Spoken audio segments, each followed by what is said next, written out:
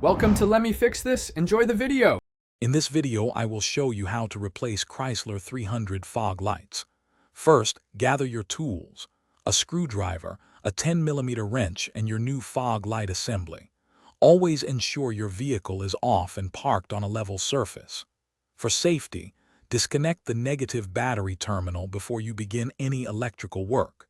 This prevents accidental shorts and ensures a smooth replacement process. Next, you'll need to access the fog light housing. This usually involves carefully removing the front bumper cover. Take your time with the clips and screws to avoid damage.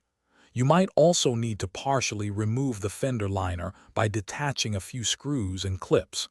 This creates enough space to comfortably reach the back of the fog light assembly, making the next steps much easier. Hey everyone, if you're finding this video helpful, please hit that like button and subscribe to the channel for more DIY guides. Quick recommendation: while you're working on your car, why not bring your space to life with an Echo Dot smart speaker? It's perfect for music or podcasts in the garage. Check the description for the link and other deals. Now, let's get back to the video. Now it's time to disconnect and remove the old fog light. Gently unplug the electrical connector from the back of the bulb. Be careful not to pull on the wires.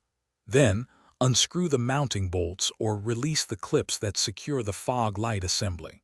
Once loose, carefully pull the old fog light unit out of its housing.